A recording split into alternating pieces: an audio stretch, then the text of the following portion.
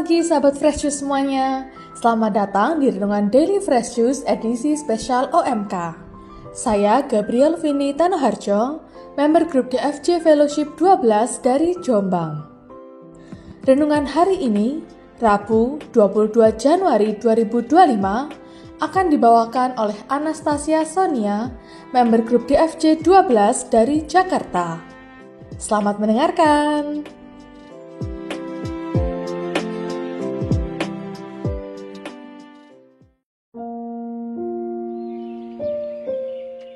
Halo sahabat Fresh Juice dimanapun berada. Semoga semuanya dalam keadaan sehat dan baik, serta selalu dalam lindungan Tuhan. Hari ini gereja mengajak kita untuk memulai hari kita dengan mendengarkan dan merenungkan Injil yang diambil dari Injil Markus bab 3 ayat 1-6 mengenai Yesus yang selalu salah di mata orang-orang Farisi meskipun ia berbuat benar. Pada suatu hari Sabat, Yesus masuk ke rumah ibadat. Di situ ada seorang yang mati sebelah tangannya. Orang-orang Farisi mengamat-ngamati Yesus kalau-kalau ia menyembuhkan orang itu pada hari Sabat, supaya mereka dapat mempersalahkan dia. Kata Yesus kepada orang yang mati sebelah tangannya itu, "Mari berdirilah di tengah." Kemudian Yesus berkata kepada mereka, "Manakah yang diperbolehkan pada hari Sabat? Berbuat baik atau berbuat jahat? Menyelamatkan nyawa orang atau membunuh orang?" Tetapi mereka itu diam saja. Yesus jengkel karena keregilan mereka. Dengan marah, ia memandang ke sekeliling, lalu berkata kepada orang tadi, "Ulurkanlah tanganmu." Ia pun mengulurkan tangannya, maka sembuhlah seketika. Lalu keluarlah orang-orang Farisi dan segera bersekongkol dengan orang-orang Herodian untuk membunuh dia. Demikianlah sabda Tuhan. Terpujilah Kristus.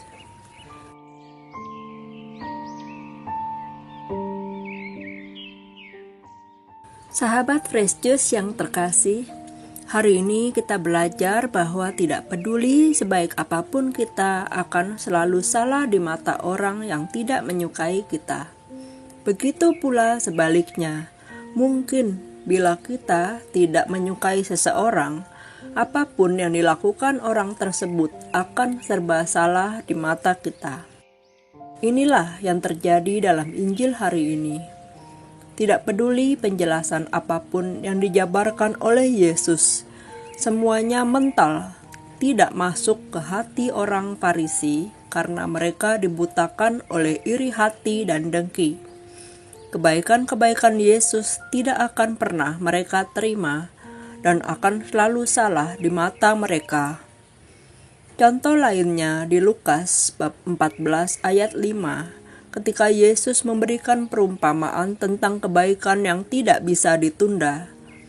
Siapa di antara kamu yang anaknya atau lembunya terperosok ke dalam sumur tidak segera menariknya keluar meskipun pada hari Sabat? Contoh seperti ini pun masih belum bisa menyentuh hati orang Farisi dan ahli-ahli Taurat. Karena pikiran mereka hanyalah menyelamatkan harga diri mereka yang terluka karena kebobrokan mereka dibongkar oleh Yesus. Kita sering merasa harus menyenangkan semua orang di sekitar kita agar kita bisa diterima.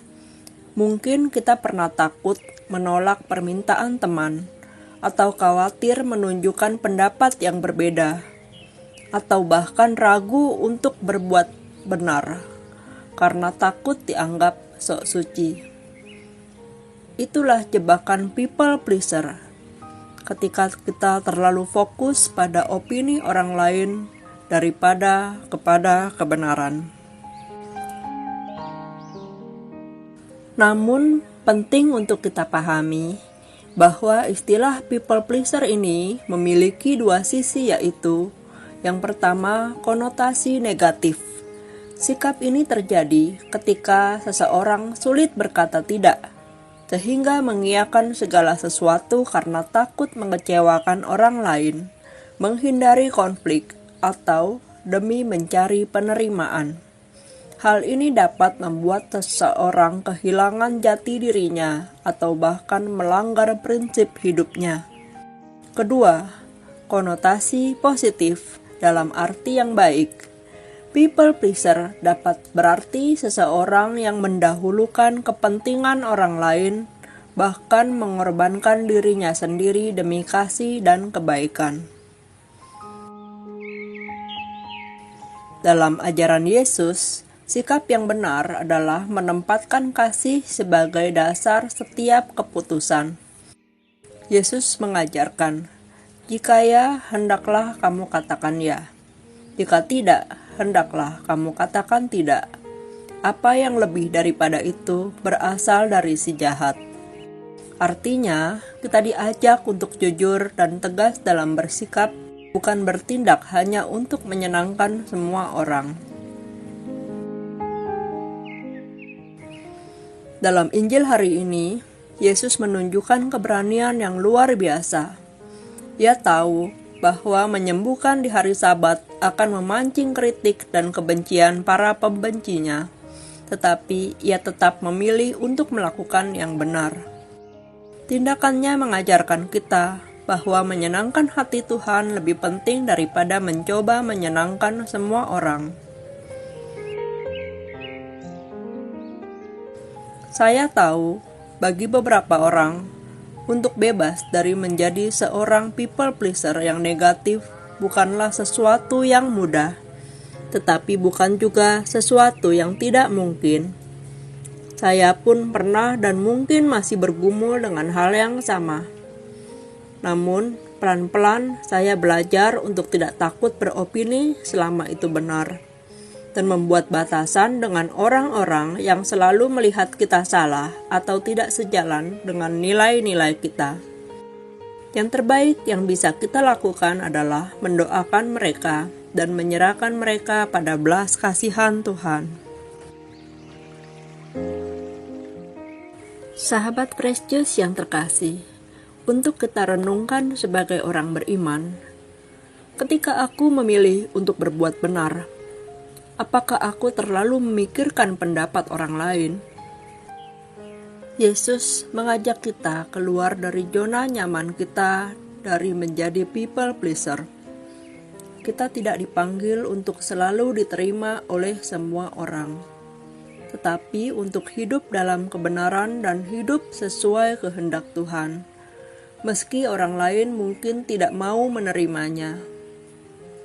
Ketika kita memilih melakukan yang benar, mungkin kita akan kehilangan beberapa orang, tetapi kita akan tetap ada di jalan yang Tuhan kehendaki. Mengutip quote dari Santo Yohanes Maria Vianney, "Jangan coba untuk menyenangkan semua orang, cobalah untuk menyenangkan Tuhan, malaikat, dan orang-orang kudus. Mereka adalah audiensmu."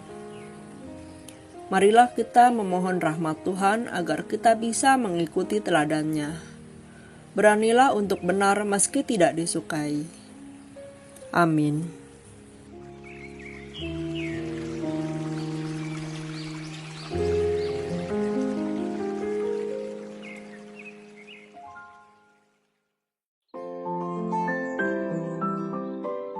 Demikian renungan hari ini. Terima kasih kepada Kak Sonia untuk renungannya.